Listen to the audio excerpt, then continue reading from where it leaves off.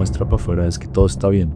Y adentro hay mucho mierdero, a veces va muy bien, a veces no tan bien. ¿Quién me obligó a mí a emprender? Nadie. O sea, usted tomó la decisión. Prepárese para caerse y para que digan 99 veces no. Sin duda la disciplina puede llevar a sitios en donde solo talento pues no puede. Hay que sacrificar, hay que trabajar, hay que ser disciplinado. Usted sí es capaz, usted es muy joven para liderar un equipo de 80, 90 personas. Los gerentes todos tenían, creo que el más joven tenía 35 años y yo tenía 29. Y mi respuesta siempre, que lo aplico siempre en mi vida, es yo soy capaz de lo que sea. Yo creo que yo soy un líder que exige, a mí me gusta exigir, pero también que da mucha independencia. Yo odio el micromanagement. Que el feedback positivo se da en grupo y el feedback de mejora se da de manera individual. Increíblemente muchas personas no saben ni siquiera en qué van a usar la plata. Cada vez que uno acerca una tarjeta a un datáfono, para que esa transacción o ese dinero que sale de mí, en teoría de mi cuenta o de mi tarjeta, llegue a donde el comercio, tiene que dar una vuelta absurda. Si uno quiere comprar Netflix, Spotify, Uber, uno no puede usar eso por una cuenta. Y dijimos, hagamos un producto que sea escalable. Y eso lo tiene muy bien hecho Uber. Uber construye un producto que es el mismo producto en todos los países. Drew está revolucionando la industria de pagos que lleva 70 años quieta. Visa y Mastercard controlan el mercado y hacen lo que quieren muchas veces. Todo bajo respeto, todo pensando siempre en hacer las cosas de manera correcta, pensando en el otro, en el equipo, en el cliente. Estamos en un ecosistema que presiona mucho al emprendedor. Tienes que, o sea, si no eres Rappi, no eres Avi, no estás haciendo nada. Y en realidad hay muchos caminos y el camino es el de uno. Empieza el susto en donde la caja se va acabando y pues como tienes un equipo hay que responder. A mí me gustan las personas honestas y me gusta ser honesto y significa a veces incomodar.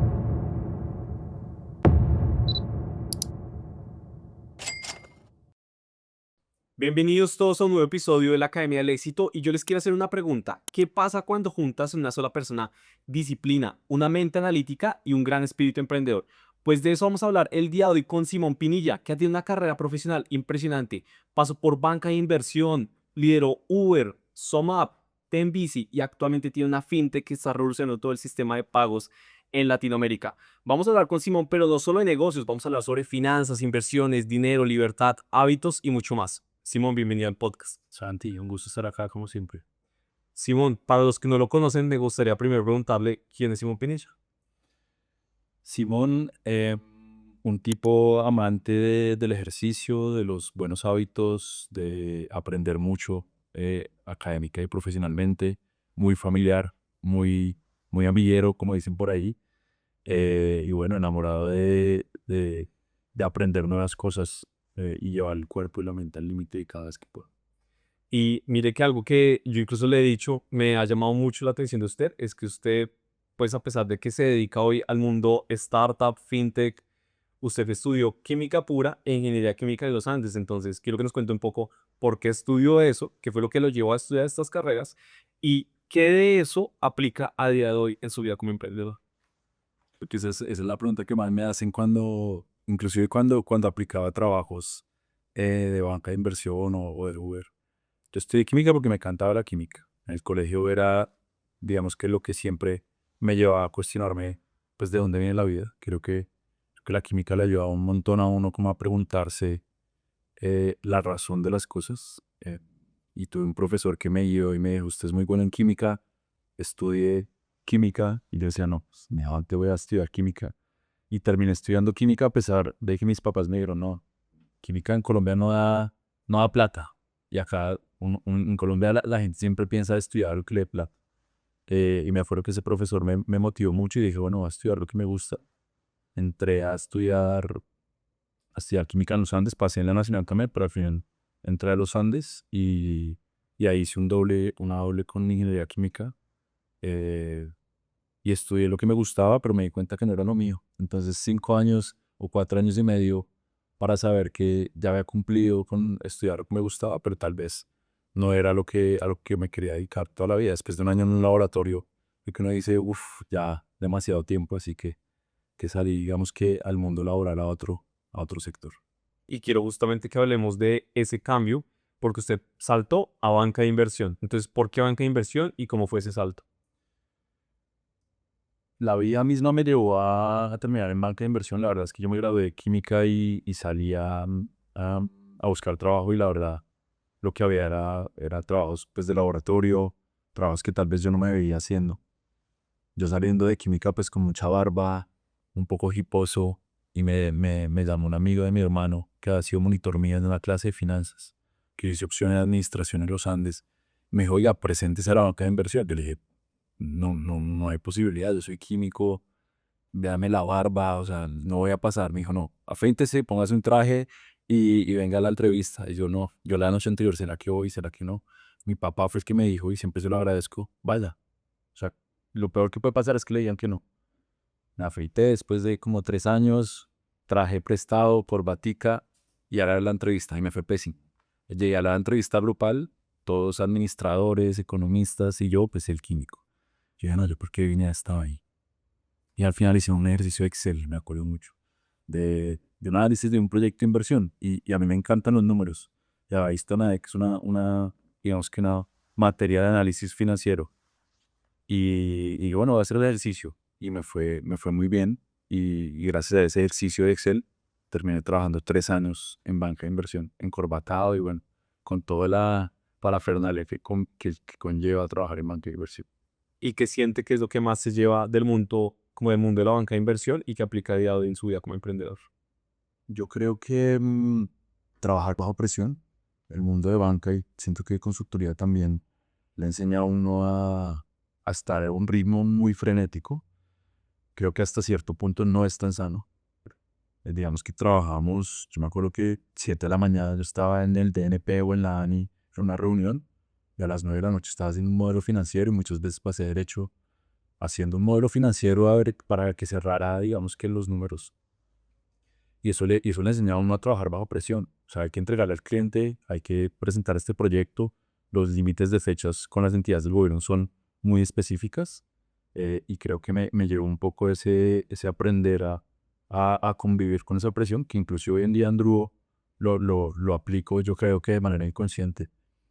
Pero también después de 3 años, uno se da cuenta que no es sostenible. Hay gente que lo hace y mi admiración total, pero yo sí creo que llevar ese ritmo muchos años puede llegar a generar un impacto negativo en la vida personal o profesional. Y por eso después de 3 años dije, bueno, ya suficiente, me subí 10 12 kilos y ya el ritmo no daba. Así que me llevó la disciplina, pero también no creo que volvería a ese mundo. Y digamos, usted en este momento está creando algo gigantesco dentro del ecosistema fintech en Latinoamérica, pero yo quiero conocer cuál fue como la génesis de su pasión por emprender, por los negocios, cómo fue eso. Yo creo que mi papá siempre nunca fue empleado. Y yo siempre me preguntaba cómo uno puede crear una familia, sostener una familia sin tener un empleo. Eso digamos que siempre desde pequeño me generó curiosidad. Y siempre quise tener una empresa, pero no soy el tipo más creativo. O sea, yo no soy el tipo que se va a inventar acá, a pesar de que estudié química, yo no soy el que tiene una idea así espectacular que la da. No. Yo soy un tipo más de ejecución, de disciplina, pues un poco más de razón, menos emoción. Em, entonces siempre supe que quería montar algo, pero nunca me animé o nunca me llegó una idea como para decir, monta, hasta que conocí a Alejandro, mi socio, que creo que nos balanceamos muy bien en eso. Eres la parte creativa y sueña y está por allá, yo no sé en dónde, y yo estoy acá como súper enfocado en ejecutar el plan, en que la empresa vaya bien, en los números, en las finanzas. Creo que esa combinación pues es espectacular y la verdad es que me llevó de la nada. En Soma trabajamos juntos y ahí yo contraté a Alejandro, de hecho, como gerente de operaciones, nos volvimos amigos y él fue un poco el que impulsó la idea, yo conecté con la idea y unimos como diferentes experiencias para construir Drew. Usted, digamos que yo diría que si vemos su hoja de vida profesional, tiene una carrera que es envidiable porque pasó por banca de inversión, fue gerente en Uber, lanzó Uber Eats, quiero que después hablemos de eso, lideró Soma, una fintech gigantesca a nivel global, fue country manager en TenBici, el sistema masivo de bicicletas como en distintas ciudades de la TAM, y actualmente es emprendedor. Y lo que yo le quiero preguntar es como, ¿cuál es la clave? ¿Cuál es la clave para haber ascendido tan rápidamente en el mundo laboral? Yo creo que hay una llama interna que tienen algunas personas y que asumo que se puede despertar o no. Yo creo que yo crecí con eso, un poco de la crianza, y es como yo me voy a romper para que mi carrera profesional crezca rapidísimo. Y el foco y las ganas y la determinación fue lo que al final me llevó a mí a, pues a, uno, cambié mucho en las empresas, pero yo creo que los cambios son buenos. Yo cada vez que crecía era a través de un cambio y de tomar riesgos. Pero también yo, desde que salí de la universidad, y que yo creería que después de la banca de inversión, dije, yo me voy a romper para que a los 30 años yo esté a un nivel pues superior, y esa era mi prioridad. Yo no tenía ninguna otra prioridad que mi carrera profesional, pues mucha independencia financiera, ayudarle a mis papás, un poco devolver lo que ellos le dan a uno o me habían dado. Creo que ese foco y determinación que venía un poco de crianza fue lo que me llevó a, pucha, este es el objetivo y no me salgo de ahí, nada de lo que llegue me va a sacar de llegar a donde quiero llegar. Em, Creo que en mi caso fue eso. Yo asumo que hay personas que lo pueden construir, que tal vez no lo tienen, pero lo pueden construir, y creo que ese foco y determinación es lo que pues, todas las personas deberían llegar a buscar. Quiero que nos cuente un poco sobre su experiencia en Uber, cómo llega a Uber y cómo así que usted lanzó Uber Eats. Yo creo que todos hemos escuchado sobre Uber Eats, entonces quiero que nos cuente un poco cómo fue ese lanzamiento. La verdad es que fue rarísimo porque yo trabajaba en banco y me contactó un headhunter a decirme, no, que están buscando un gerente de operaciones de Uber Eats en Bolivia, en Ecuador, en ese momento. Y en esa época, pues Uber era como que esa vaina es ilegal, como que está en una zona gris, uno no sabía. Yo dije, no, que yo, bueno, vamos a aceptar y vamos a aplicar. Como siempre, lo que me dijo mi papá cuando apliqué a la banca es como tocar no es entrar. En esta momento la decisión no es suya, sino pues hay que hacer el proceso. Lo hice. Yo creo que nunca he tenido un proceso de selección tan difícil como el de Uber. Em, y por eso creo que la gente que trabaja en Uber es tan top, porque el filtro es muy difícil. Cualquier persona que entre al equipo de operaciones tiene que saber mucho en números de analítica, inclusive hacer queries, y son cosas pues que son difíciles a veces. Y creo que ese proceso de elección pues fue complejo, pero al entrar uno y ver digamos que lo grande que era Uber, la independencia que le daban a uno, pues uno se da cuenta por qué Uber ha llegado a ser lo que es. Yo entré en 2018 a lanzarlo en Ecuador y Bolivia, pues con un grupo de personas, sobre todo de Estados Unidos, que venían como a acompañar ese lanzamiento. Y yo tenía 25, 26 años. Agarré 2 meses para Ecuador y para Bolivia a conseguir repartidores, a cerrar restaurantes y a lanzar promociones. Empezar algo súper nuevo. Yo enfrentado ahí a algo nuevo y a un sistema enorme, a veces con miedo, y el onboarding en Uber es haciendo. Eso no es como venga 3 meses y le enseño, no, hágale, vaya al campo, y creo que lo aplico mucho para las personas que entran al Uber, es como se aprende haciendo. Hay que cagarla, hay que cometer errores, pero ahí es donde de verdad se aprende. Y ahí duré 2 años, y creo que es de las empresas de las que más he aprendido y en la que estaba rodeado de gente más crack en toda mi carrera. Y después de Uber pasa a SumUp, una fintech global. También cómo fue ese proceso ya de pasar de Uber de algo top, también quizá a una fintech con muchísima proyección, ya liderar quizá también una operación en Colombia, en su país. ¿Cómo fue esa experiencia y qué se llevó a eso? Fue difícil porque era pandemia. Yo la última ciudad que lancé en Uber Eats fue Ambato, en Ecuador. Todo el mundo me decía, no, no se puede lanzar una ciudad remotamente. Y yo lancé Ambato desde la sala de mi casa, consiguiendo repartidores por teléfono. Fue increíble. Creo que fue de las primeras ciudades que se lanzó en pandemia en Uber Eats en Latinoamérica o en la región andina en esa época.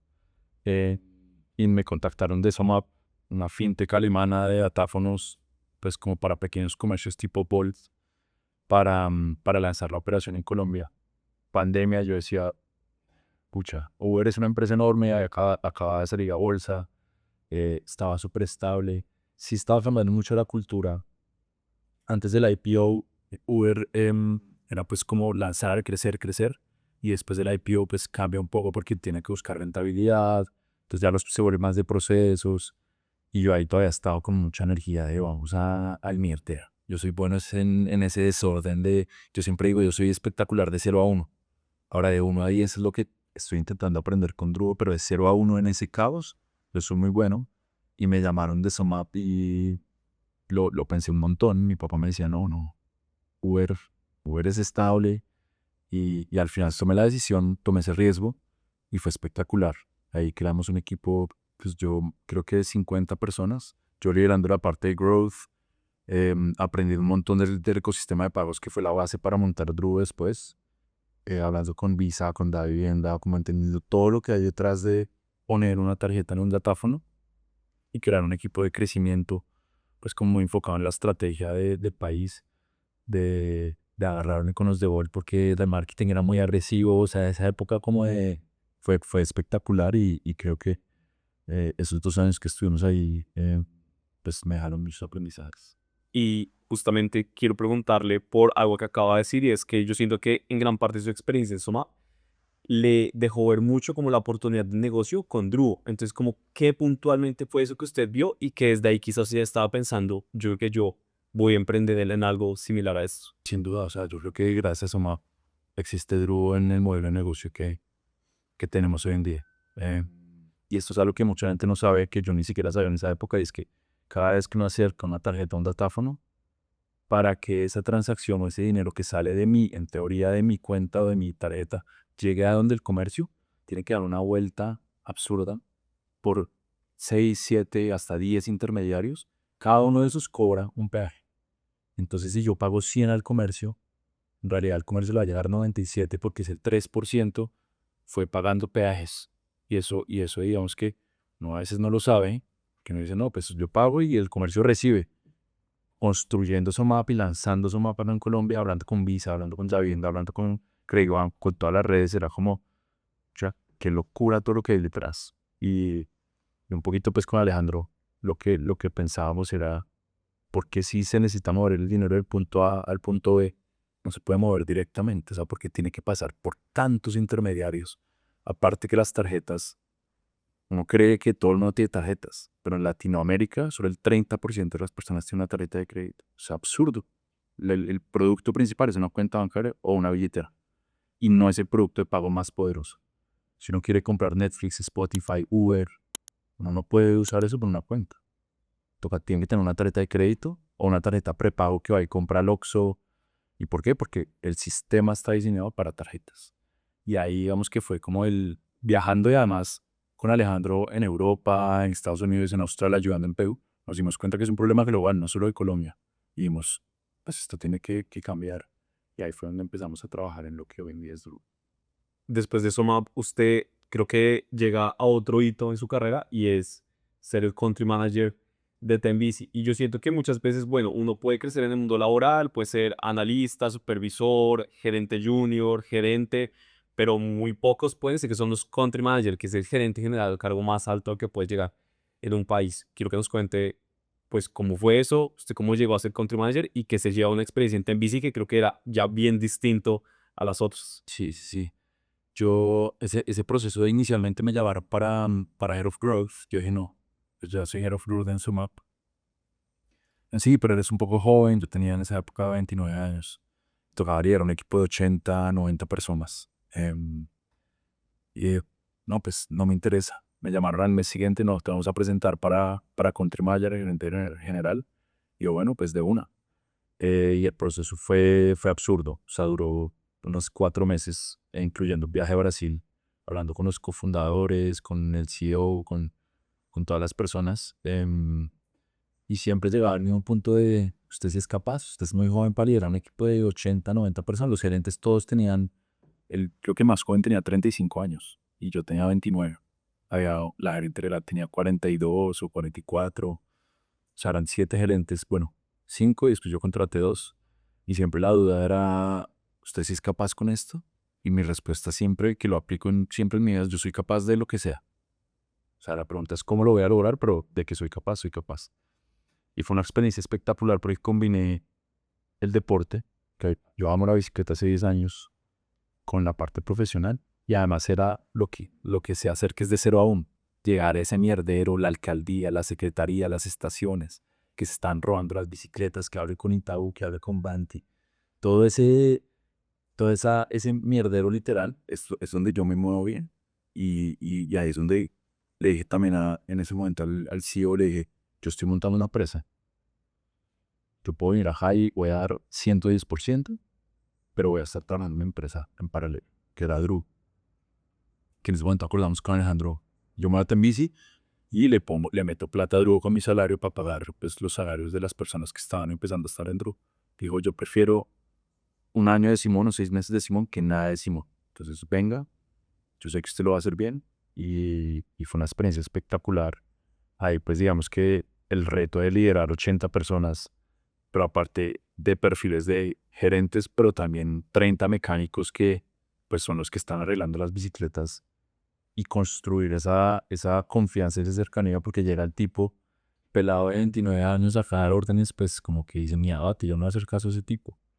Y, y pues construir esa confianza de trasnochar 3 de la mañana, ir a poner estaciones con ellos, yo me iba en la moto y bueno, vamos, echamos tinto. O sea, esa parte de cercanía, creo que al final terminó construyendo un equipo muy bueno de alto rendimiento, con un buen primer año, logramos 1 millón de viajes del sistema de bicicletas compartido, que por fin se da en Bogotá, que es la capital ciudad de la bicicleta, y para mí era un orgullo inmenso, y además que el equipo, todo era muy cercano. Yo con los mecánicos, pues al final cuando me fui a echar tejo y me abrazaban y iba a hacer falta y todo bien, y con los gerentes también. Y creo que de las mejores experiencias que he tenido ha sido pues liderar un equipo tan grande, tan diverso, eh, y demostrarme que soy capaz de lo que soy. Y mire que algo que me gusta mucho de esas historias es que al final todas fueron empresas que creyeron en usted a pesar de la edad. Y yo a algunas personas les he contado una historia que incluso conté en un podcast, y es que eso fue como, creo que el año pasado o hace 2 años. Yo tenía como 25 años, 25, 26. Y me contactaron de una empresa muy grande, muy tradicional, para una posición de vicepresidente financiero. Wow, Y yo hice todo el proceso y pasé todo el proceso. wow. Y al final me llamó la de recursos humanos y me dijo, mira, te voy a ser muy sincera, no vas a quedar. Y yo le dije, ¿por qué? Me dijo, porque eres muy joven. Y yo quedé como, Ser. uff, no puede ser. O sea, yo pasé todo el proceso, llegué hasta el final y porque soy muy joven. Y yo siento que al final la edad no es un impedimento para nada en la vida. Y pues qué chévere también como esos casos en donde hay empresas que sí pueden decir de, es que es muy joven, pero también dicen, pero es capaz. Y le das la oportunidad. Sí, creo que yo jamás pregunto la edad en una entrevista. O sea, no me interesa. No pregunto ni siquiera si estudio, porque creo que, y me estoy metiendo en terrenos polémicos, pero cada vez es menos relevante si es una carrera universitaria o no. O sea, yo valoro más la energía, las ganas de, yo puedo hacer lo que sea, voy a aprender. La edad para mí es como, o sea, es un número. En todo, yo he tenido personas a cargo de 45 años y personas de 22, y la de 22 hace un mejor trabajo en cosas similares que la de 45. O sea, me parece increíble esa historia de no quedaste por la edad, es como, es muy, muy retrógrado pensar así. Entonces, la idea es como cambiar, ¿no? En emprendedores como nosotros, como poder cambiar esa realidad y decir, cualquier persona es capaz de lo que sea si se lo propone. Y quiero que hablemos justamente de liderazgo, porque usted ha liderado pues en muchas compañías, grandes equipos de trabajo, y además en un entorno muy competitivo, que es el entorno de tech, fintech, startups. Y yo quiero preguntarle cuáles son las claves para liderar a un equipo en un entorno como tan competitivo como este. Yo creo que el tema de liderazgo es subjetivo. Creo que en cualquier industria y para cualquier líder, es importante entender qué tipo de líder soy y qué tipo de líder puedo ser. Hay muchos libros de liderazgo y uno puede leer y leer acerca de cuál es la manera correcta de liderar, pero creo que lo más importante es entender uno qué tipo de líder es y saber qué falencias tiene, qué fortalezas, y también cómo se siente el equipo alrededor. Y creo que a lo largo de mi experiencia en Uber Eats, en Zomato, en Tenbici, yo he ido encontrando el tipo de liderazgo, en el que soy fuerte y lo exploto, y construir equipos alrededor que tal vez balanceen eso. Em, Voy a dar algunos ejemplos. Yo creo que yo soy un líder que exige, a mí me gusta exigir, pero también que da mucha independencia. Yo odio el micromanagement. Yo no voy a estar ahí encima. ¿Cuál fue esta tarea que hablamos, que hiciste o no hiciste? No. Yo voy a dar autonomía, independencia, pero cuando llegue el momento de presentar resultados voy a ser exigente. Y hay gente que les funciona, hay gente que no. Hay gente que necesita que estén encima. Hay gente que le encanta que no la jodan y llegue el momento y yo la entregué, porque creo que uno lidera también en la forma en la que a uno le gusta que lo lidere. Y a mí me encantaban esos líderes que me daban, pues, como campo de acción. Y yo soy muy bueno para mí, tengo libertad. Y también me gusta mucho que la gente cometa errores. Uno de los valores principales en Drew es We Jump Together, es como saltamos juntos. Y abajo ponemos en la descripción es cometemos errores e iteramos rápidamente, porque los errores son fundamentales. Si uno se queda en, venga, planeamos para evitar el error, pues no hace nada. Entonces creo que sí he encontrado este tipo de liderazgo, pues como que se acopla a mí, se acopla a mis equipos, un poco en la exigencia, en la autonomía, en la cercanía, pero también en la separación de una cosa es lo personal, otra cosa es lo profesional. Y también algo que entendí si tuve que aprender es entender a quién estoy liderando. Yo puedo ser un líder y eso lo veo desde Simón hacia el equipo, pero también hay que entender que del otro lado de otra persona, con sentimientos, con problemas, con retos, con fortalezas. Y en Tembiso me pasaba porque tenía personas, literalmente millennials, baby boomers, y a cada uno hay que hablarle de una forma distinta. Me acuerdo que en un libro leía que dependiendo de la generación, la motivación de trabajo es distinta. Nuestros abuelos trabajaban para comer, después nuestros papás para subir de estrato socioeconómico. Yo creo que la generación de hoy en día trabaja, pero busca un balance. Es diferente a liderar a alguien de 45 años a liderar a alguien de 20 años. Y ese rol nuestro como líder es entender qué podemos ofrecer, cómo le hablamos a una persona y cómo cambiamos y ajustamos nuestro lenguaje con otra. Entonces creo que sobre esa base me he movido y he construido equipos con los que he tenido buena relación, high performers que han crecido. Me gusta que la gente crezca, que balanceen las falencias que yo tengo y creo que eso es lo que cada persona debería encontrar, como su esencia y no tanto voy a liderar como Elon Musk o voy a liderar. O sea, al final el liderazgo es muy subjetivo, muy qué me funciona a mí, qué le funciona a mi equipo. Y dentro de esa filosofía suya de liderazgo, ¿qué parte cree usted que ha sido la que más ha impactado a sus equipos? Yo diría que la autonomía, yo diría que la autonomía. Cuando a mí me encanta pedir retroalimentación y dar retroalimentación, y lo hago constantemente, y creo que lo que siempre recibo buena retroalimentación es que dejo hacer, y doy autonomía. No a todos les gusta, pero a los que con los que he podido conversar les gusta mucho como esa autonomía y que van a nacer y equivocarse y aprender, que los motive a ejecutar y a perder el miedo, a tomar riesgo. Creo que ese es, yo diría que uno de los atributos más importantes de mi estilo de liderazgo. Ahora quiero que pasemos a una parte bien interesante del podcast y es que quiero que hablemos de Druo para que lo conozcamos mucho más. Entonces, para comenzar, me gustaría que nos diga qué es Druo en términos sencillos y qué problemas están resolviendo ustedes. Súper. Druo es básicamente un método de pago para las empresas, para que las empresas reciban pagos, sobre todo de manera recurrente.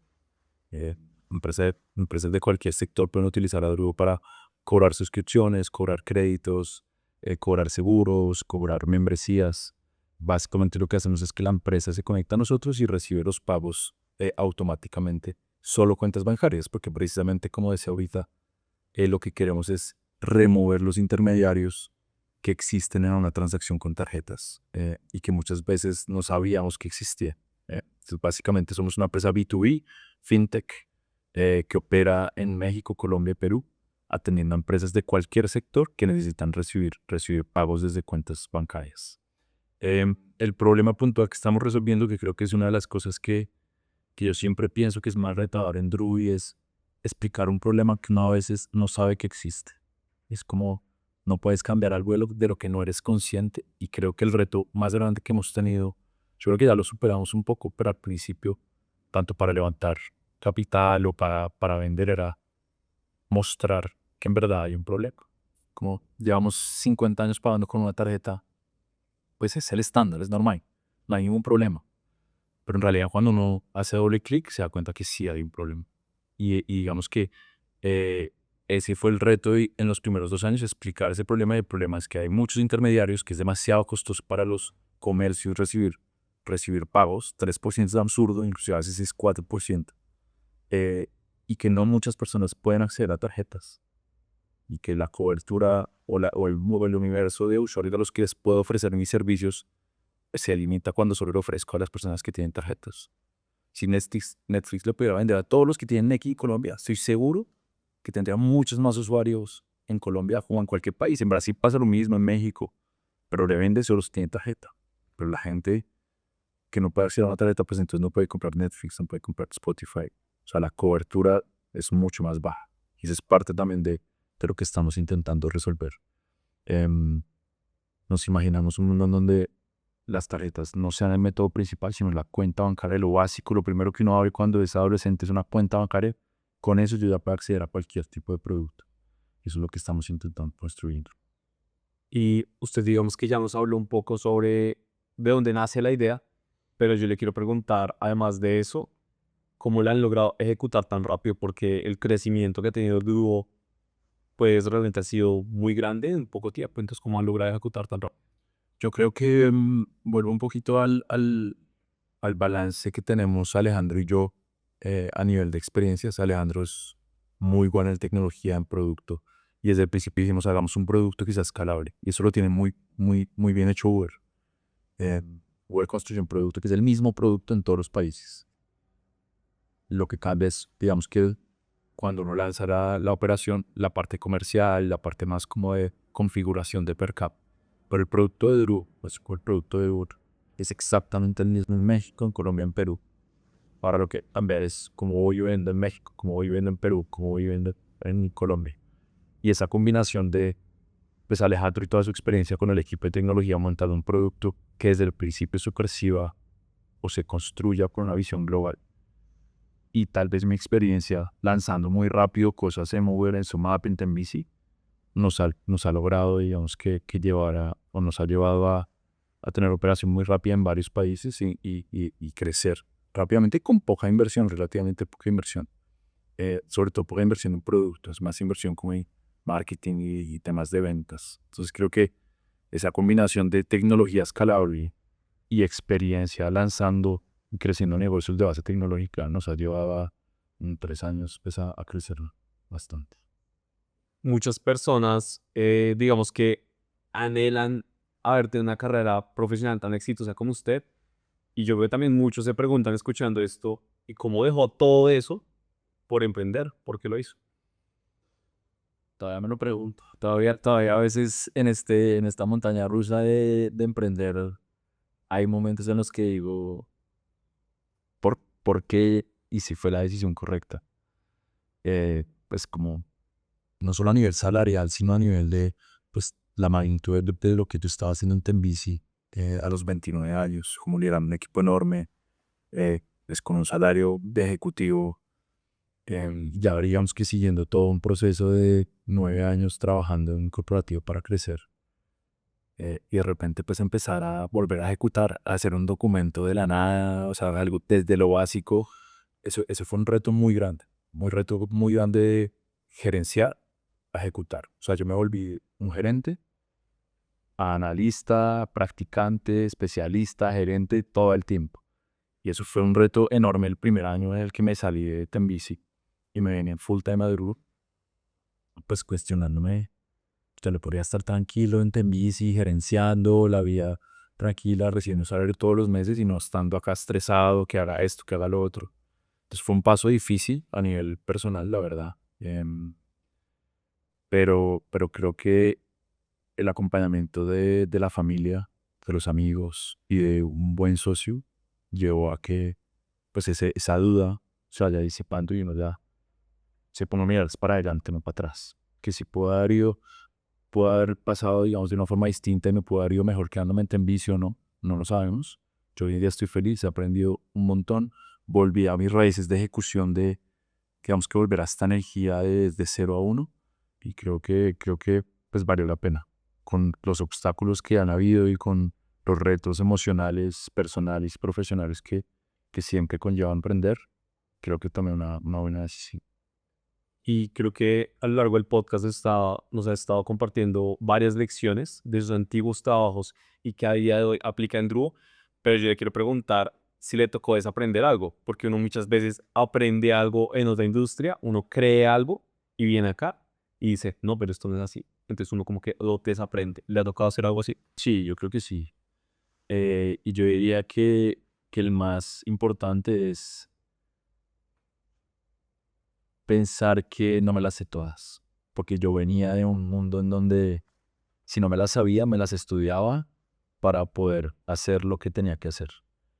Y llegar a un mundo totalmente nuevo de tener mi propia empresa, de este mundo de VC, de levantar plata, que pues era un mundo desconocido y es como un poquito volver a la humildad y como decir, no, usted ya no se las sabe todas, o sea, tiene que seguir con el foco y la determinación, pero pues tiene que también rodearse y aprender y dejar un poquito como el ego atrás de, no, pues es que yo llevo 10 años trabajando y pues un poquito como volver a mis raíces de vamos a aprender de la gente y ajá, cualquiera le puede enseñar a cualquiera.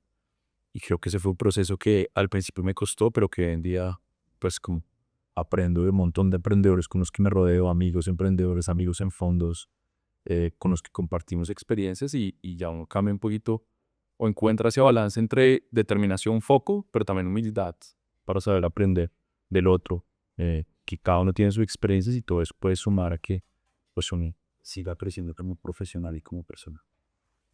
¿Cuál es el modelo de negocio de Druo y cuáles son sus formas de monetización? Druo cobra por transacción, básicamente cada comercio nos paga una tarifa por cada transacción que procesamos. También cobramos una tarifa de implementación, que es como la integración a la plataforma, pero después cada comercio nos paga por cada transacción que realiza. Si hace 100 o hace 1000, pues por cada transacción nos va a pagar una tarifa.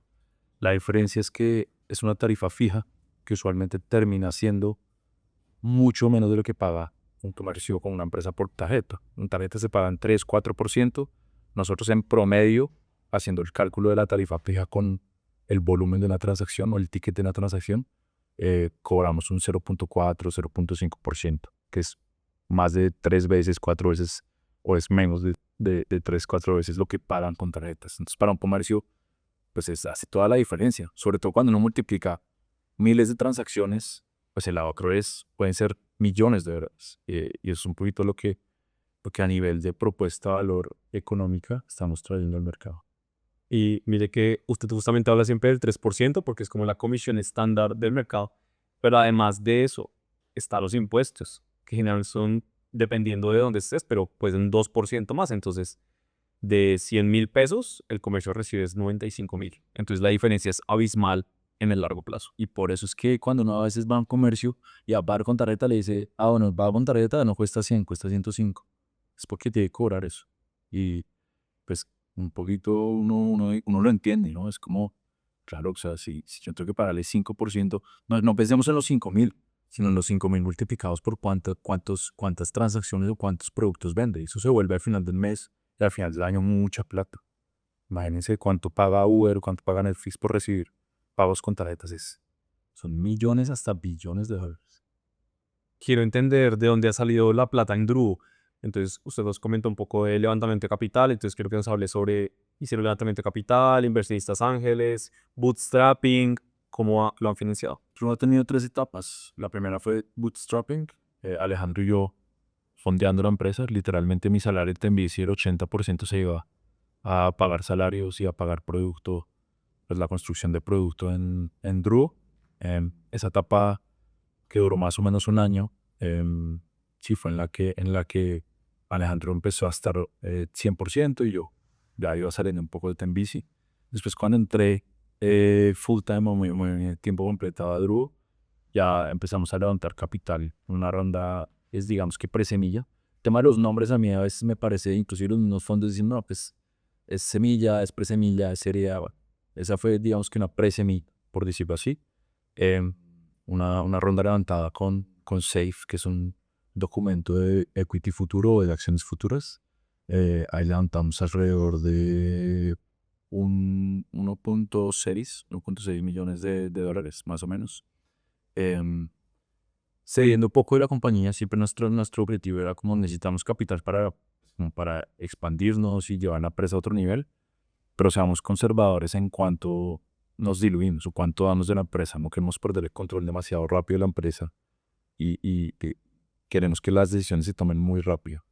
Esa fue, digamos, que la segunda etapa, y la tercera etapa ya fue pues la ronda semilla, que pues estamos tanto como cerrando formalmente. No lo hemos anunciado, pero pronto lo vamos a anunciar, que ya es con emisión de acciones. Acá ya entra un inversionista, pone unas condiciones y dice, vamos a construir una junta directiva que va a tener estos lineamientos, vamos a convertir esas notas convertibles de equity futuro ya a acciones.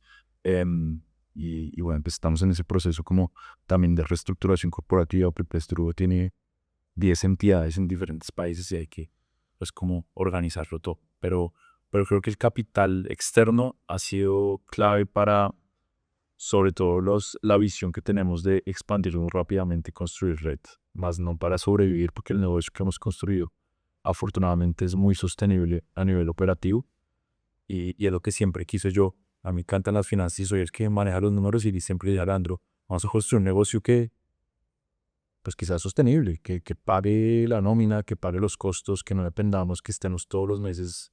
No es que no podemos sobrevivir, mañana pedimos este préstamo, ¿no? Y eso es lo que hemos hecho. Y si usted en este momento le pudiera dar como un mensaje clave de por qué creer en Drugo a un inversionista o a un posible aliado, ¿usted qué le diría? Yo le diría que Drew está revolucionando la industria de pagos que lleva 70 años quieta.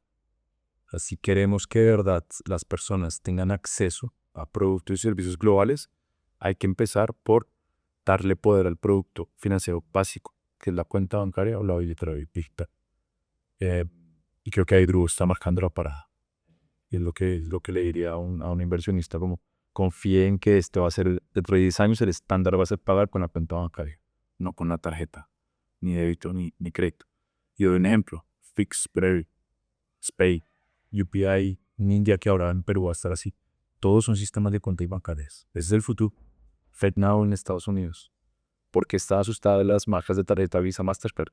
Pues porque todos los sistemas están yendo hacia cuentas, no hacia tarjetas. Pix creció un montón en Brasil y el uso de tarjeta y banco. Hacia allá es hacia donde va el mundo de pagos hoy en día. Ya mire que acabo de tener un momento como eureka. No lo había pensado, pero sí. Pix en Brasil, Breve en Colombia, FedNow, Estados Unidos. En Estados Unidos antes Zelle. Entonces sí, qué loco. Y yo pensaría que es al revés, que más bien es atender a que cada vez más gente utilice la tarjeta de crédito. Y parece que puede que no sea por ese lado.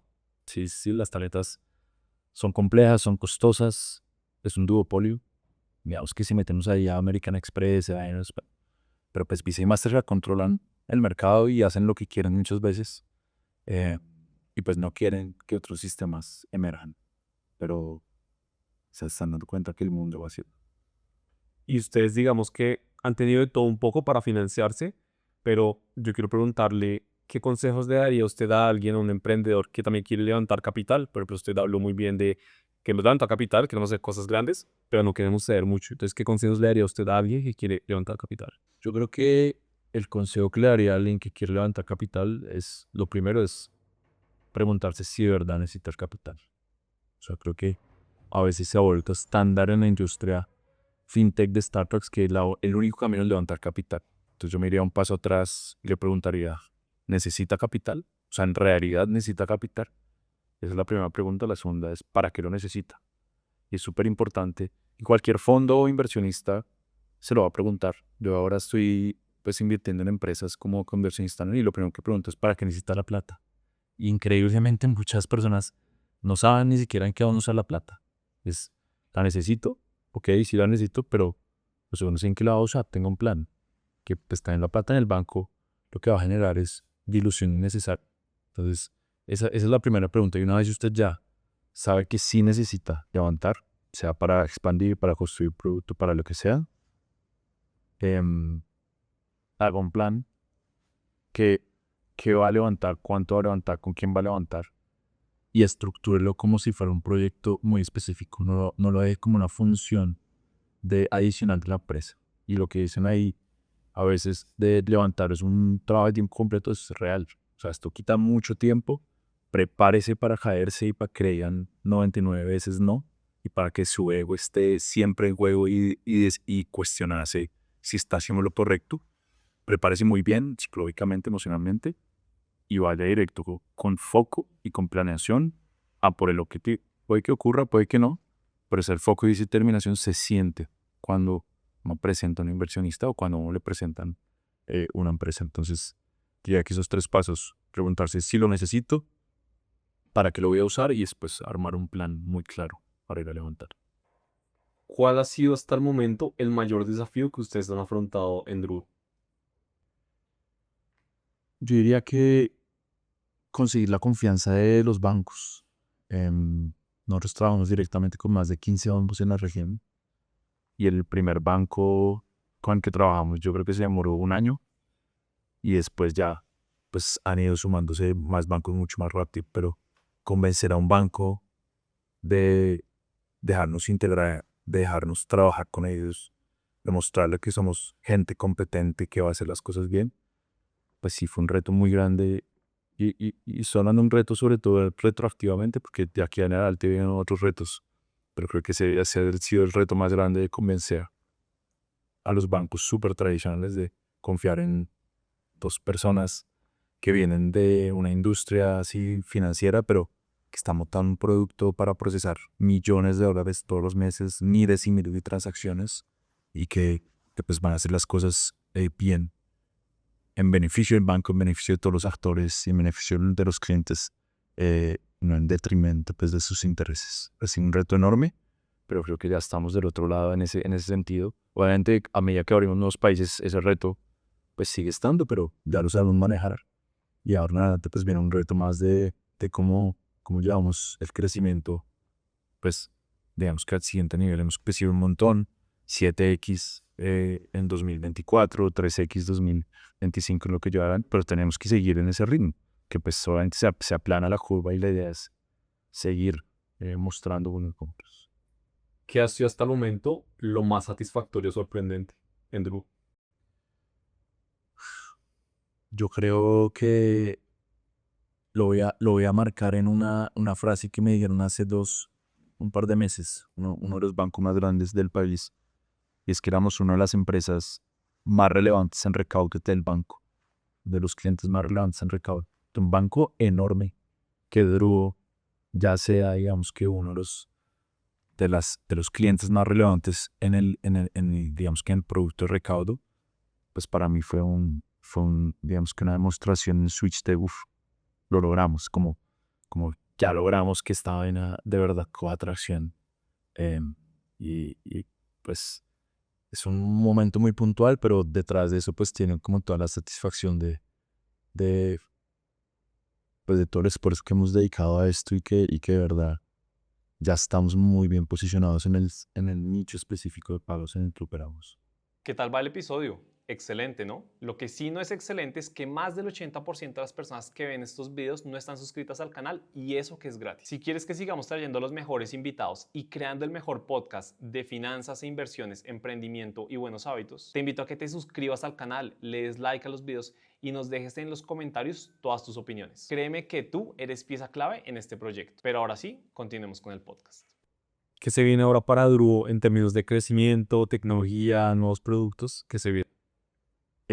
Con esta nueva ronda, pues vamos a invertir un montón en el crecimiento en México. En México es un mercado, pues 10 veces más grande que Colombia, un mercado mucho más complejo, mucho más atrasado también a nivel de los hábitos de pagos, mucho efectivo, mucho fraude. Tenemos que invertir un montón, no solo en la parte de ventas, sino en la parte también de como de riesgo y fraude de operaciones. Lanzamos hace ya 2 años, siendo una de las primeras empresas que ofrecía pues débito automático o domiciliación, como le llaman allá, para empresas. Cerramos una alianza con uno de los bancos más grandes de México que distribuye nuestro producto y creo que uno de los focos va a ser consolidarnos en México y lo segundo es terminar el lanzamiento de Estados Unidos. Alejandro, mi socio, está muy enfocado en habilitar toda la red de Estados Unidos de cuentas bancarias para que tanto empresas de Estados Unidos puedan cobrar a cuentas de Colombia y de México, como decíamos ahorita, Netflix y Spotify, que reciban pagos desde cuentas bancarias de Colombia, de México, de Perú, pero también para que empresas de Latinoamérica puedan recibir pagos desde Estados Unidos. Es un poquito nuestro foco durante los siguientes 2 años, consolidarnos en México, en Colombia. obviamente vamos a seguir trabajando, pero también consolidar el lanzamiento en Estados Unidos. Hemos hablado mucho de liderazgo, pero al final el liderazgo no existe si no hay un equipo.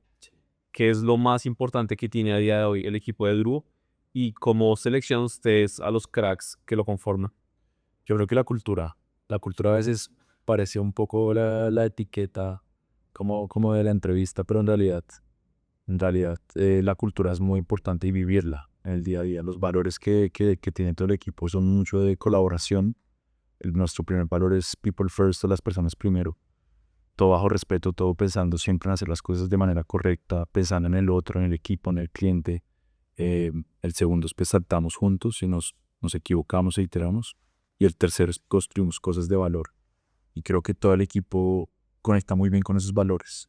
Todos tienen, digamos que una buena disposición para trabajar en equipo. No hay áreas como tan segmentadas, sino que nos enfocamos en un proyecto específico, independientemente si es de operaciones, de producto, de ventas. Todos estamos trabajando en torno a ese objetivo y también pasándola bien. Yo siempre les digo en los Orans todos los martes, los Orans es esa llamada en donde estamos pues todos, les digo, ¿cómo están? ¿Están bien? Disfruten. O sea, como disfruten del camino. No solo como la métrica, obviamente es súper importante, pero nosotros queremos que Duro sea una empresa en donde la gente la pase bien, disfrute, trabaje duro, pero pues también, si termina la jornada laboral viernes, podemos irnos a tomar una cerveza entre todos y compartir y obviarnos un poquito el estrés. ¿Y qué buscan de las personas que trabajan en Drugo? O sea, ¿qué tiene un candidato ideal para trabajar?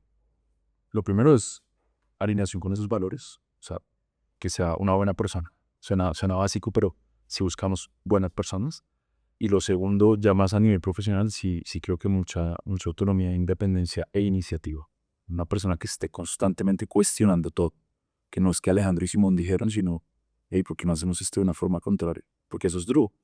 Drew está cuestionando algo que lleva 70 años funcionando así y vienen dos personas a cuestionarlo. Pues, ¿por qué no que venga una persona junior, senior, de cualquier edad, de cualquier, digamos que background o experiencia y diga, oiga, ¿por qué no cambiamos esto? Chévere. Las preguntas y los cuestionamientos son los que construyen en realidad grandes compañías y nos encanta que venga una persona a cuestionarse, a generar iniciativa y no esté ahí esperando a ver qué le dicen que haga. Eso es lo que, y de hecho nuestras pruebas son mucho de, hay que hacer esto, página en blanco, ¿qué haría? Eh, y creo que eso es lo que, lo que comparten todas las personas que trabajan. Y digamos que algo que recuerdo mucho de esto es algo que usted me enseñó, incluso en Soma, y es la cultura del feedback, ¿no? Usted siempre decía que el feedback es un regalo y quiero preguntarle sobre su visión del feedback a día de hoy. ¿Qué piensa del feedback? Lo busco y lo doy constantemente. Eh, y creo que lo he llevado también a la vida personal, porque no a veces lo dejan en la vida profesional, como no, le pregunté al equipo, deme feedback o deme retroalimentación, o doy feedback o doy retroalimentación, pero en la vida personal a veces no lo hacemos. Y con mi equipo yo siempre, uno, pues tenemos un ritual de cada cubo, cada trimestre, darnos feedback mutuo, pero también decimos cuando alguien entra a la empresa que el feedback positivo se da en grupo y el feedback de mejora se da de manera individual. Y es algo que respetamos un montón. Si yo tengo algo positivo que decir, qué bueno decirlo enfrente de todo el mundo para que, pues, digamos que ayude un poco a la persona a sentirse bien y a que las personas vean que hay una, digamos que se demuestra el valor que trae una persona.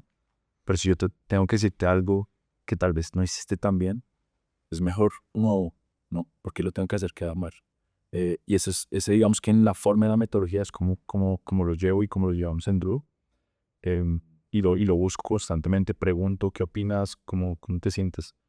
Porque independientemente que no tenga 20 años, 30 años de carrera, 10 años, o sea, el cofundador, o sea, el gerente o analista, todos tenemos que aprender siempre algo de los otros, siempre. Y bueno, volviendo un poquito al punto, lo he buscado a nivel personal, hasta los amigos le digo, bueno, ¿qué? O sea, ¿qué opina? Como creo que tenemos que ser un poquito más abiertos a buscar ese feedback también a nivel personal, con los amigos, con los papás, con la familia, con la novia, con la esposa. Es como démonos constantemente retroalimentación y no lo tomemos personal, porque creo que a veces como lo tomamos súper personal y es como me está atacando, no le caigo bien. Y en realidad, pues me está dando una herramienta para que yo pueda seguir creciendo. Y ya para finalizar la sección de Duro, quiero que nos cuente alguna anécdota como curiosa, chistosa, pero que al final refleja lo que es Drugo por detrás. Nos pasó en Lima. Estábamos lanzando Drugo en Lima, en Perú, y nos invitó un banco a una cena. Entonces, no, que los invito, que ustedes son mi cliente. Nosotros felices, como no, nos invitaron a un restaurante espectacular, mejor dicho, el nuevo restaurante de Lima, y nosotros felices, como no, pues esto está espectacular. Nosotros ahí como medio, yo me acuerdo que yo seguía antes en bici, y pues, digamos que no está apretado, ¿no? No está pagando los salarios con el salario de uno y dice, no, pues tranquilo que eso el banco paga. Y fuimos a comer a este restaurante y supía lo uno, lo otro, y el ejecutivo del banco pedía y nosotros felices. Entonces, bueno, cuando llega la cuenta, de repente el tipo se va al baño y no vuelve, y no vuelve, y no vuelve. Nos miramos con Alejandro, como que nos va a tocar pagar a nosotros. Pues dicho y hecho, el cliente que éramos nosotros terminó pagando la comida del banco. Ahora necesitábamos que el banco nos abriera un poquito de la integración y pues bueno, lo hicimos con gusto, pero pues en ese momento dijimos como uff, nos confiamos un poco que el banco iba a pararlo y la cuenta salió larguita. Lo bueno es que comimos rico, pero bueno, no la repetimos después de esa experiencia. Tranquilo que después del podcast yo invito. Bueno. Simón, quiero que hablemos ahora de algo que sé que también le apasiona y que usted ha sido muy juicioso en su vida, y son las finanzas y las inversiones. Quiero saber un poco más sobre el Simón inversionista. Incluso hace un rato nos dijo que invertía en Venture Capital, que era un inversionista. Pero quiero que también nos hable qué otras inversiones ha hecho en su vida, por qué las hace, cómo le ha ido. Yo creo que a mí las finanzas me apasionan desde que era muy, muy pequeño. Que era un poquito como del emprendimiento y este tema con mucha independencia de mi papá y de la familia de mi papá. Y de un tío también por la de mi mamá, que era empresario. em, que era mucho como de ganado, inversión en tierra. Mi papá pues viene de Boyacá, digamos que siempre trabajando con el ganado. Nunca invertí en ganado porque mi lema es que yo no invierto porque no entiendo. Y el ganado yo, pues me gusta y la cosa, pero no lo entiendo. Pero desde pequeño siempre muy, muy disciplinado pues siempre con ese foco de poder salir adelante y tener independencia financiera. Em, y yo creo que empezó más en la universidad, como a salir ese lado emprendedor, sobre todo el hábito del ahorro, de ahorrar, de sacar. A mí me encantaba en esa época los bolsillos de la vivienda. Todos los meses mandé algo al bolsillo. Ahí no invertía, pero era como el hábito de ahorrar. Em, y después más adelante pues ya empecé a empezar a invertir un poco en CDTs, invertir un poquito como en esas few cuentas que daban los bancos. Em, Creo que el amor hacia las inversiones llegó con los amigos de la universidad. Formamos un fondo. De hecho, que eso lo aprendí de un jefe que tuve en la hoja de inversión, que me dijo, no, es que yo tengo un fondo con unos amigos del colegio y tenemos edificios, tenemos apartamentos. Y yo dije, no, pues eso lo podemos hacer. Invité a dos amigos a un café, me acuerdo, yo trabajaba en la banca de inversión y les digo, oiga, a ver, vamos a un fondo.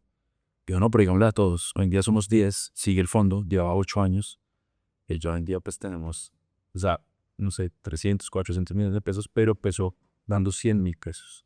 Yo les dije, solo va a dar una regla en este fondo, que todos los meses hay que poner.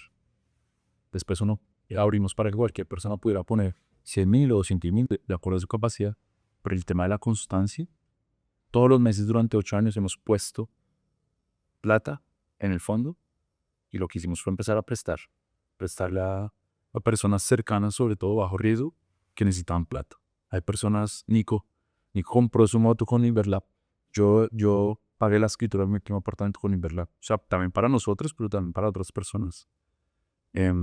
Pues ese fondo y esa constancia de invertir. Entonces ahí fue cuando dije, bueno, esto me gusta y tengo que empezar a invertir. Y ahí pues ahí me metí un poquito en acciones, pues CDTs, mando una plata en Estados Unidos y más recientemente pues después de todo lo que vivo en Drugo, pues me encanta poder ayudar a otras personas. Yo creo que parte de lo que me he dado cuenta en Drugo es que lo que me motiva y esa búsqueda del Ikigai, que después podemos tener una conversación alrededor de eso, es ayudar a las personas y a otros emprendedores. Y más allá de lo que uno ponga, porque pues en realidad los tickets que pongo son pequeños, es como yo comparto lo que ya viví para que otras personas no cometan errores o aprovechen lo que yo vivo. Y ahí he empezado a hacer pocas inversiones en emprendedores, en una aceleradora también. Ahí estoy en Pigma, que es una aceleradora. También entré como inversionista, soy mentor.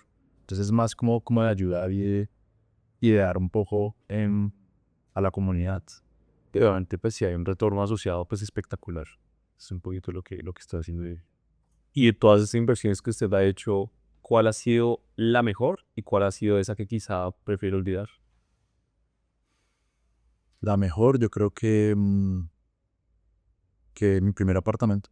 Creo que fue un apartamento muy bien comprado. Creo que uno, al menos en mi caso, yo nací o crecí con la visión de comprar un apartamento y esa era la realización de adulto. Afortunadamente me fue bien y la rentabilidad que logré en 2 años fue pues espectacular porque fue en una zona muy buena y pues lo vendí porque ya se quedó pequeño, pero me fue muy bien. La verdad creo que ni en acciones me hubiera ido también con ese apartamento. Ahora, siento que es suerte a veces que esté en una zona adecuada, que el mercado pues esté favoreciendo al vendedor. Entonces me fue muy bien y la peor creo que cuando estaba en el colegio invertí en una cadena. No sé si se han escuchado eso de las cadenas. Cada uno da una plata todos los meses. Entonces me llegó mi turno de recibir la cadena y pues no llegó la plata. Entonces pues en esas cadenas ya dije no vuelvo a invertir, hacer un ahorro. Al final ponía 100.000 pesos y eran 10 personas y entonces un mes específico le dan 1.000.000 de pesos a una persona. Y pues yo todo juicioso y al final pues nunca llegó mi millón y pues no volví a meter en esas cadenas ni nada que parezca como pirámide, cadena, tema de captación raro, ¿no? Quiero que ahora hablemos de una sección en donde creo que ambos compartimos muchos valores en común y es el tema de la mentalidad, de los hábitos, del deporte. Y para los que no saben, Simón es maratonista, ciclista y yo quiero preguntarle cuál es el rol o la importancia del deporte en su vida. Y lo hablábamos ahorita, bien Strava, que es esta aplicación como de, sí, de deporte, que tengo una racha como de 290 semanas haciendo deportes seguidos, al menos una vez al día. Y yo me ponía a pensar y eso son casi 6 años. Y es que se ha vuelto casi como comer. O sea, el ejercicio para mí se ha vuelto un hábito y creo que no tenerlo en mi vida sería una tragedia absurda. Y de hecho en Durugo tenemos un beneficio para las personas para que hagan deporte, es un beneficio de wellness, de bienestar. Lo orientamos mucho a deporte, pero pues lo pueden usar en terapia o en algunas otras cosas. Muchas personas lo han usado en kickboxing, en gimnasio. Y me acuerdo que la presentación que armé para lanzar este beneficio era como mente sana, cuerpo sano. Y siempre pienso que es un ciclo de si tu mente está bien, tu cuerpo va a responder así, si tu cuerpo está bien, tu mente también va a responder así. Y a veces se nos olvida que la mente y en general el cerebro, pues hay que ejercitarlo. O sea, no solo el cuerpo, sino también la mente. Y para mí es un tema de, si hago deporte, también estoy ejercitando mi mente, saliendo un poco del día a día y buscando pues espacios en donde no esté pensando en el estrés y la cosa, sino estoy pensando en el deporte, en mi cuerpo y en mi mente. Y se ha vuelto algo que pues balancea muy bien toda la carga que te digo de Drugo. Mete una carga muy, muy pesada físicamente, pero que al final se termina compensando para estar en este estado de flujo que lo estoy leyendo en un libro, el state of flow, el estado como de fluir, es encontrar ese balance entre pues como algo que es difícil, pero no tan difícil como para que uno se sienta como fluyen, como decía Bruce Lee, como ese agua fluye. Hay una frase espectacular ahí de Bruce Lee alrededor de esto. ¿Qué tiene en común correr maratones de 42 kilómetros, subir montañas en bicicleta y emprender? Wow. Esa es buena y creo que es típica y lo puse después de correr la maratón el año pasado en México y es disfrutar el camino. O sea, creo que es lo primordial, es uno llega a la maratón y en realidad ya solo queda disfrutar. Ya uno ha entrenado, ha hecho todo el proceso y durante esos 42 kilómetros que pueden ser 3 horas o 4 horas o 5 horas dependiendo pues de cada persona, creo que lo que más aprendí fue a disfrutar cada kilómetro. no pensar en que es que yo estoy en la maratón para llegar al final, sino pues vivir la gente. Inclusive lloré, yo arranqué 2 kilómetros y ya estaba llorando de la emoción tan grande que sentía. Em, y lo llevo mucho al tema de emprendimiento porque a veces nos preocupamos los emprendedores un montón como cuál va a ser el éxito, a quién lo voy a vender, voy a salir a bolsa, o sí, se piensa mucho en eso, ¿no? Y es un tema un poco social, como que estamos en un ecosistema que presiona mucho, mucho al emprendedor, de tienes que, o sea, si no eres Rappi, no eres Avi, no estás haciendo nada, y en realidad hay muchos caminos, y el camino es el de uno, y creo que la maratón el año pasado, uno, pues me ayudó un montón en un momento difícil a nivel personal y profesional. O sea, me dio mucho foco y me obligó a salirme del día a día. Pero también me demostró que emprender es como una maratón y es disfrutar del camino. O sea, como van a haber días buenos, días malos, kilómetros buenos, kilómetros malos. La subida del puente que no está sufriendo y me dice, ¿por qué estoy haciendo esto? Me lo pregunté en el kilómetro 32, dije yo, ¿por qué putas estoy acá? O sea, ¿quién me obligó a estar acá? Y me lo he preguntado a Andrew, es, ¿quién me obligó a mí a emprender? Nadie. O sea, usted tomó la decisión, a para adelante. Y creo que esa determinación, ese foco que se requiere para terminar una maratón, es el mismo foco y determinación que se requiere para emprender. Ya hemos hablado mucho de la importancia del ejercicio en su vida, es un hábito totalmente instaurado, pero ¿qué otro tipo de hábitos usted tiene en su vida y que son no negociables? Yo creo que el tema de la comida, eh, hace 10 9 años soy vegetariano. eh, Creo que pues ya se volvió parte de mi vida. Yo no como carne, no como pollo, no como pescado. Em, y digamos que ya más que no hábito es que ya soy así. Em, y lo segundo es el tema del ayuno.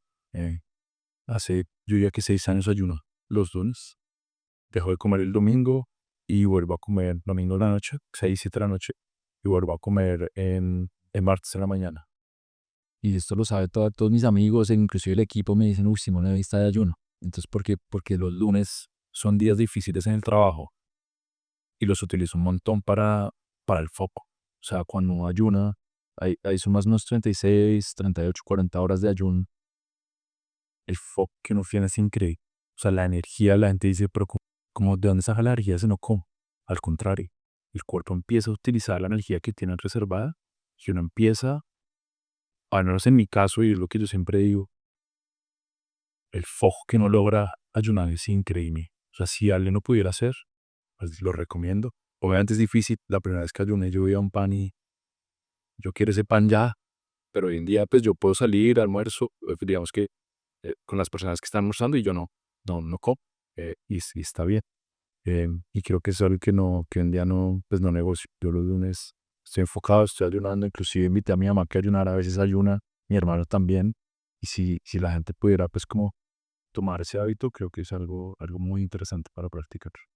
Mire que yo el año pasado, en 2024, hice ayuno intermitente, creo que la mayor parte del año, y los cambios fueron sorprendentes a nivel de recomposición corporal. Yo hacía ayuno generalmente hice de 16 horas, que creo que es lograble, es bastante lograble hacerlo todos los días. Y por ciertas temporadas hacía de 24 horas. Y la recomposición corporal, no ha habido ningún ejercicio ni ninguna dieta que me haya ayudado tanto como lograr eso. Por ejemplo, yo tuve un resultado impresionante. Yo bajé 8 kilos solo en grasa corporal. Wow. Y aumentando músculo. Y todo por el ayuno. Entonces me parece que el ayuno es sorprendente. A ver, No, y tan, ya no, o sea, solo fue el año pasado.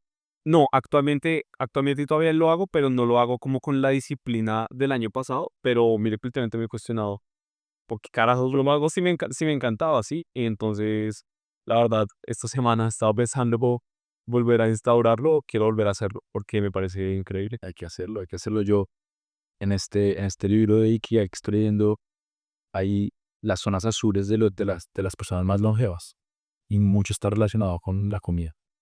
Entonces los japoneses tienen este concepto que dice harahachibu, y es como nunca, siempre comer hasta el 80%.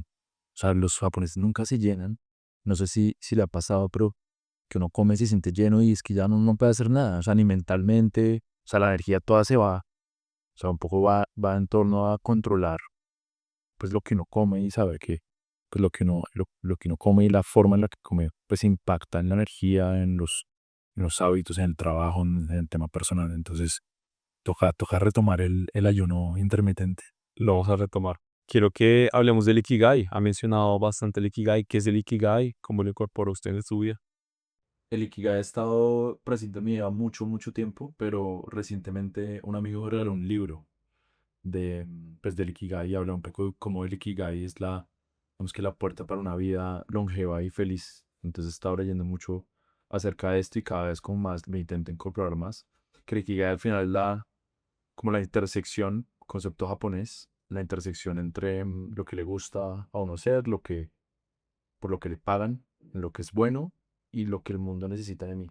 Entonces eso es como la intersección entre vocación, pasión, profesión y misión. Y si uno logra, pues como intersección de esas cuatro cosas, pues digamos que va a lograr una vida feliz. Y no, que de hecho me parece interesante porque el libro dice que los japoneses no usan el concepto de retirarse del trabajo, porque digamos que como la búsqueda de liquidez es constante, la idea es encontrar una actividad que yo pueda hacer por toda mi vida y que disfrute, me paguen bien, que tenga un impacto en la vida, bueno, o en las personas. Y un poco creo que ese es el sentido de la vida, al final encontrar qué es lo que lo llena a uno, pero también qué es lo que me paga.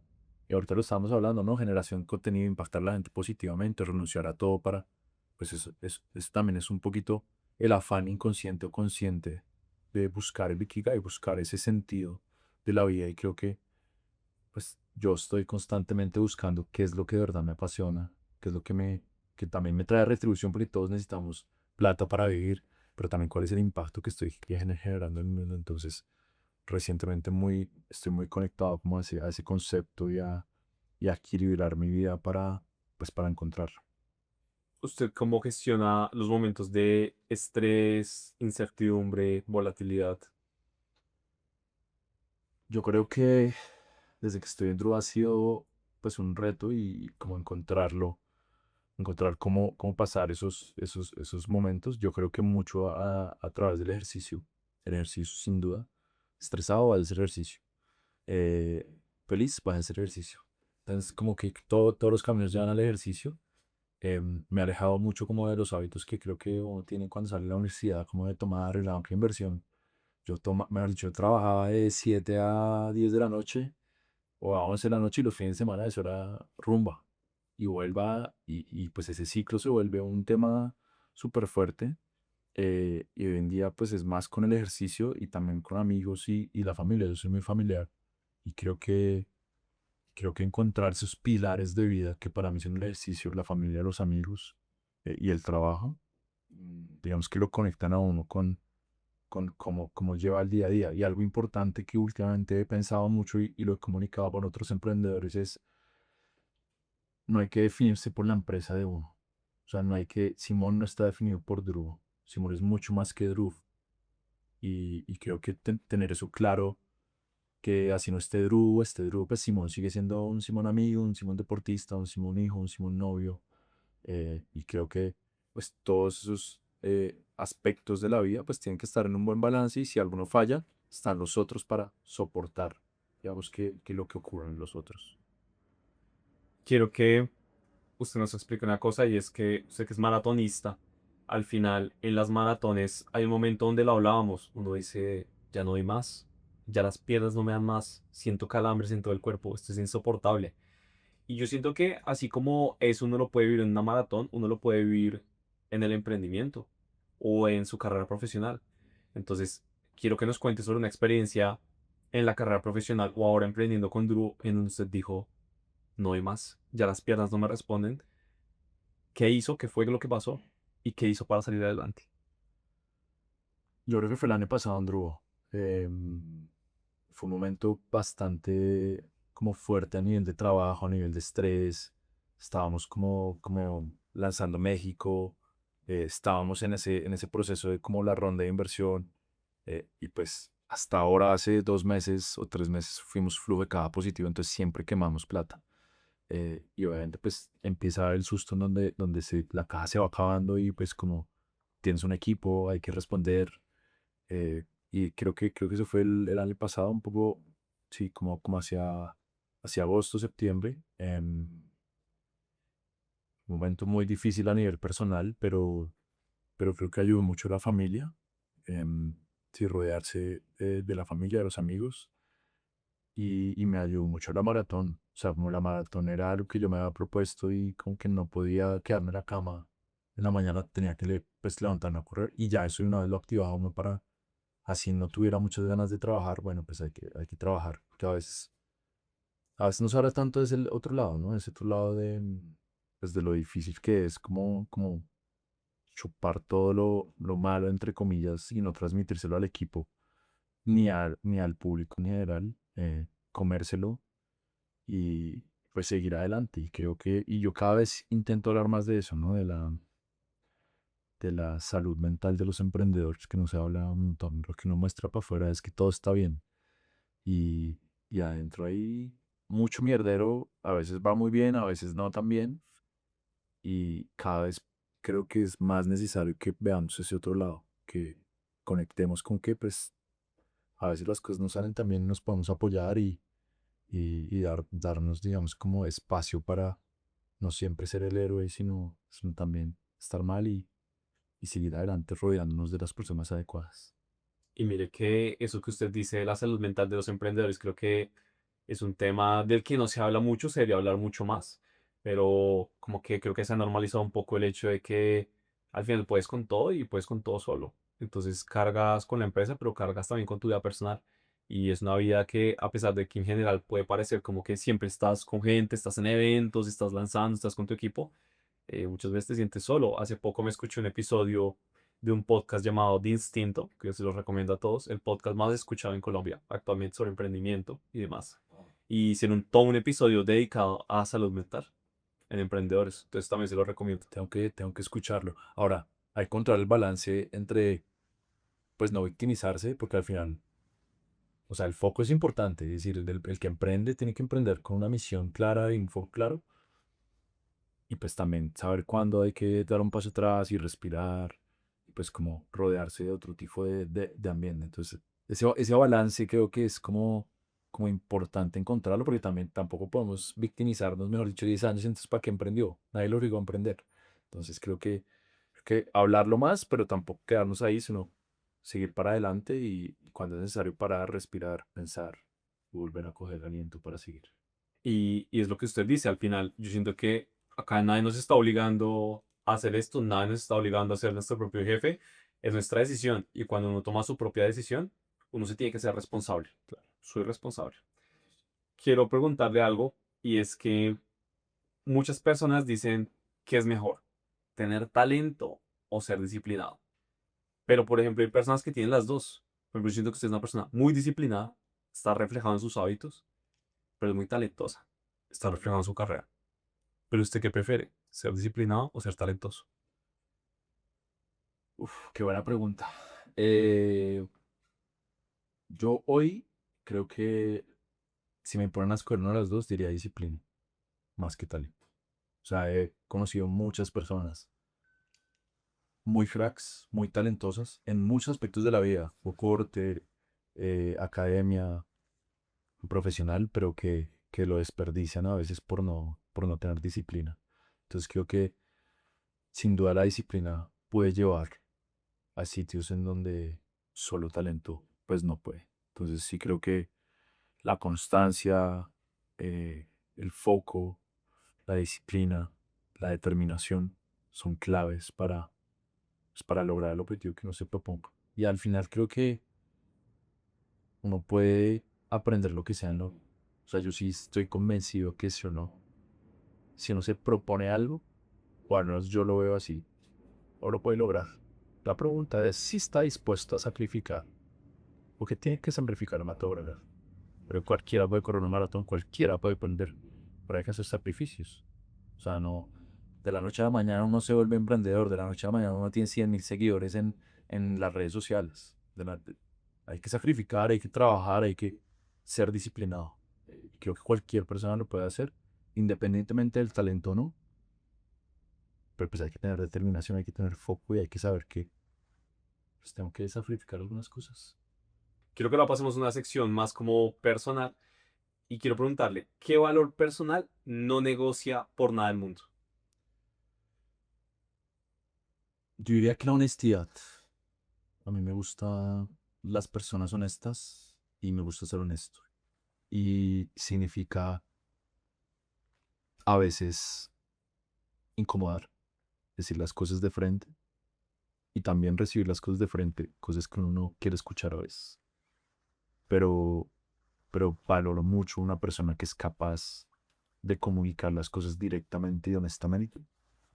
O también de recibir un comentario o alguna información y no tomárselo personal. Creo que eso para mí es como el estándar máximo a nivel de valores. ¿Qué decisión cambió su vida por completo?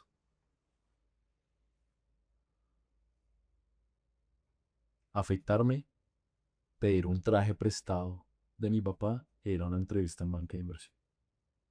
¿Cómo se recarga usted cuando se siente totalmente drenado? Salir a montar bicicleta solo con buena música o salir en la moto a hacer un paseo solo con buena música. Usted digamos que ha tenido, yo diría que una vida que frente a los ojos de la sociedad es como muy exitosa, como muy crack. Pero ¿cómo mantiene los pies en la tierra aun cuando todo parece que está bien? Yo creo que a través de las relaciones personales. Creo que uno mantener relaciones con los amigos del colegio, con la familia, con antiguos colegas como Santi, como Simón, pues creo que lo mantiene a uno como conectado con la raíz, con quien uno es y de dónde viene. Eh, creo que, creo que las personas son lo que le muestra a uno el camino que me ha llevado hasta donde estoy. Y si uno se aleja de las personas y de la raíz, creo que puede cometer el error de creerse alguien que uno no es o desconectarse de lo verdaderamente importante que no es ni la plata ni el éxito, sino el ikigai, la literal, a través de quién me rodeo y qué es lo que aporta a la sociedad, al mundo, qué es lo que me gusta, me motiva. Viene ahora una sección bien interesante del podcast y es una ronda de preguntas de seguidores. Y es que dejaron por ahí unas preguntas y la primera me pareció bien curiosa y es, ¿cuál es su trago favorito y por qué el aguardiente? Pero, o sea, sí, sin duda el aguardiente ha estado presente en mi vida. No sé si estoy muy orgulloso de eso, pero creo que quien lo preguntó no sale conmigo hace un par de años porque sí le he bajado un montón desde que me metí en este mundo del ejercicio más competitivo. Sí, creo que le he bajado un montón al tema del trago, pero también reconozco que tuve una época espectacular donde tomábamos antioqueño, en esa época no existía el amarillo y la pasábamos bueno y me encanta, o sea, tomar un buen aguardiente conversado es buenísimo, lo hago cada vez menos porque entre más crece uno, más guaya olea. Entonces, bueno, sí, pues es un buen trago bien colombiano y bien sabroso para momentos específicos. Y la siguiente pregunta de seguidores es, ¿usted ha tenido que lidiar muchas veces en su vida? ¿Cuál es la decisión más difícil que, que ha tenido que tomar usted en su rol de líder? Bueno, esa está buena. Creo que no voy a hacer una puntual, pero en general me ha tocado pocas veces sacar a personas de mis equipos, pero que creo que cada vez que tengo que hacerlo es muy difícil. Es complicado porque al final, y yo soy una persona que siempre da muchas oportunidades, siempre sé cómo desarrollar a las personas y a veces, sobre todo cuando trabajaba para una empresa, hay decisiones que vienen de arriba y pues simplemente hay que pues como reducir el equipo. Y me costaba mucho o me cuesta un montón porque sé que detrás de esa persona, de ese trabajador hay una persona, hay retos, hay problemas y hay temas personales que uno a veces ni sabe y pues quedarse sin trabajo pues es difícil, también es rol del líder hacer el trabajo sucio, no que alguien se lo haga. Así que diría que eso. Ahora vamos a pasar a una ronda rápida de preguntas y la respuesta puede ser rápida o no tan rápida, usted lo decide. Vamos con la primera. Un error que agradeces. Un error que agradezco, diría que a nivel profesional, me acuerdo, estaba en Cuenca lanzando Uber Eats y llegaron los taxistas porque pensábamos que estábamos lanzando Uber. Yo estaba lanzando Uber Eats, pero los taxistas pensaban que estábamos lanzando Uber. Y yo era la persona pues más senior que estaba en ese equipo.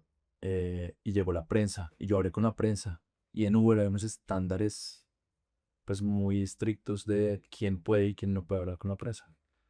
Yo en ese momento, viendo el alboroto, dije, pues tengo que salir a hablar con la prensa. Me ganó un regaño absurdo. O sea, fue un error fuerte a nivel como de estándares corporativos. Pero me hizo ganarme la confianza de todo el equipo de Ecuador. Porque sí había mucha tensión y mucho susto y creo que haber pues, cometido ese error a nivel de procesos corporativos me dio una ventaja y es como lograr confianza que después durante los siguientes 2 años pues ya el equipo confiaba en mí y en que los iba a proteger cuando fuera necesario. Un hábito que te da foco. Ejercicio. El mejor libro que te has leído. Voy a decir este de Ikigai porque lo estoy leyendo ahorita. Sí, se llama Ikigai. El arte de una vida longeva y feliz. Un reto deportivo que aún no has cumplido. Medio Ironman, hacer el medio Ironman 70.3 lo va a hacer este año en Cartagena en noviembre. Muchos éxitos. Gracias. Una frase que te acompaña como emprendedor. Es mejor pedir perdón que pedir permiso. Dato curioso que casi nadie sepa sobre Simón, pero que esté relacionado con quién es Simón como persona. Fui a una toma de viaje hace 8 años, 9 años, cuando estaba en la banca de inversión. Y cambió un montón la forma en la que enfrento la vida, en la que me relaciono con las personas. Adelgacé 20 kilos, me volví vegetariano y bueno, creo que marca un punto de inflexión muy importante en mi vida de esa primera toma de viaje en 2016. Eso me parece importante. Expliquemos, por favor, qué es el yagé y por qué lo hizo o por qué se hace. El viaje es una bebida que mezcla ayahuasca y chacruna. Se da mucho en el Amazonas. Tiene, tiene un componente que es el DMT, que es alucinógeno. Y que se utiliza mucho como ritual, pues digamos que en el Amazonas por los indígenas de esas zonas. Eh, y pues que las personas hacen por diferentes motivos. En mi caso lo hice porque me invitó una persona a la que quiero mucho y que conocí en un taxi un día en Bogotá, que acaba de renunciar a su trabajo. Y me invitó a compartir un taxi en Bogotá de la nada, los unidos muy amigos. Fundadora de Paz Mi Pez, es un movimiento muy conocido. Luz Ángela Mastroamérica. Me invitó a esa toma de viaje y me dijo, tú necesitas una limpieza espiritual, porque me vio cargado pues, en esa época en la banca de inversión. Y de las experiencias más duras que he tenido como a nivel físico, a nivel espiritual, pero de las experiencias también más reveladoras en mi vida. Lo hice con Taita y Putumayo, que traía el viaje de Putumayo y bueno, no, espectacular. Me dio miedo, lo he hecho 2 veces en mi vida, pero transformó quién soy y me enseñó cosas que hoy en día pues aplico en mi vida. Yo tengo 27 años y a las personas que son mayores que yo me gustaría preguntarles, ¿qué le dirías al Simón de 27 años? Vas por buen camino. El peor consejo que le han dado. Que no renuncie a un trabajo corporativo para emprender. Si tengo una carrera muy exitosa por delante, me lo dijo alguien, me dijo, no renuncie a Tenbici, que es ahí el peor consejo que me han dado. Una pregunta que siempre ha querido responder, que siempre ha querido que le hagan, pero nunca se la han hecho y que en este momento le gustaría responder. Em, si no pensara en el dinero, ¿qué estaría haciendo? Y yo diría que estaría viajando alrededor del mundo, ayudando a gente que lo necesite. Eso es lo que haría. Lo hago un montón cuando puedo. Me encanta ayudar a las personas. Si tuviera toda la plata del mundo, no me tuviera que preocupar por eso. Combinaría el ayudar a las personas y viajar. Porque me encanta viajar. Quiero que pasemos ya a la parte final del podcast y es de hablar de legado, de visión. Y yo quiero preguntarle lo siguiente. ¿Qué visión tiene para Druo y para Simón dentro de 5 años? Truo va a ser el método de pago principal para empresas desde cuentas bancarias en todas las Américas, ojalá a nivel global. Es nuestra visión. Eso digamos que a nivel de negocio, a nivel de equipo, un equipo pasándola bueno, construyendo algo de impacto, cambiando una industria que lleva 70 años siendo la misma. Entonces, bueno, espero que logremos consolidar esa visión. Y para Simón, pues liderando Drugo, creciendo Drugo, lanzando muchos mercados, viajando, lanzando Drugo por todo el mundo, corriendo muchos maratones, haciendo, ¿por qué no un full Ironman? Que eso ya sería la cúspide de, de mi, de mi proceso competitivo. Vamos por el medio primero este año y bueno, ¿por qué no terminar un full Ironman algún día y clasificarnos a un mundial de Ironman? ¿Por qué no? ¿Qué le gustaría dejar como huella en el ecosistema emprendedor colombiano? Yo diría que hay formas de emprender em, que son únicas y que cada uno tiene que encontrar la forma en la que construye su camino.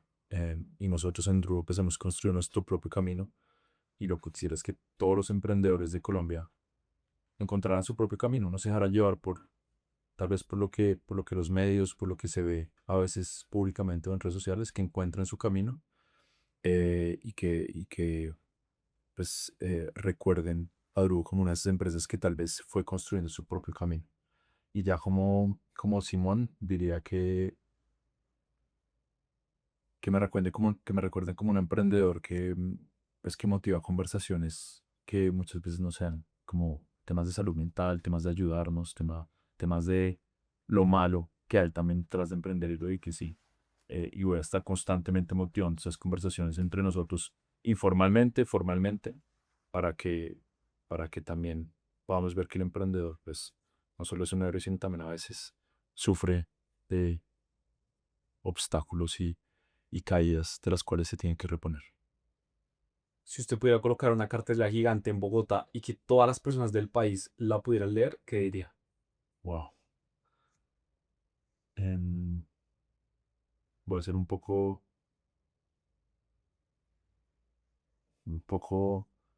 em, altruista, digamos, pero yo pondría como ayuda a la primera persona que puedas. Simón, la verdad que para mí esta conversación ha sido una conversación bastante esperada. Hace rato que quería tenerlo por acá en el podcast.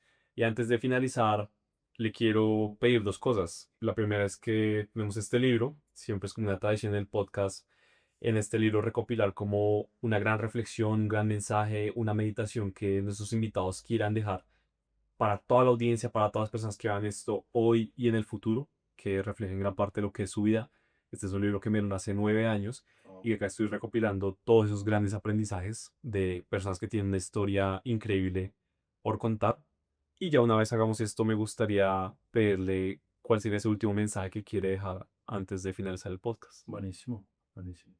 Yo creo que el mensaje que le haré a todos es encuentren su propio camino. Nada es tan importante como parece. Encuentren lo que los motiva, lo que los hace felices. Si es emprender, si es trabajar, si es hacer ejercicio. Piensen sobre todo en el camino que están construyendo y el legado que quieren dejar, más allá de lo que piensen las otras personas. A veces pensamos que todos están pendientes de nosotros, pero en realidad, pues nosotros mismos somos los más importantes en construir qué es lo que queremos lograr en esta vida. Así que encuentren su propio camino, sigan ese camino y compartan las experiencias y ayuden a los que tienen al lado, que ayudándonos creo que vamos a construir mejores países, mejores empresas, mejores personas. Simón, gracias por ser parte del podcast de la Academia del Éxito. Gracias por la invitación, Santi.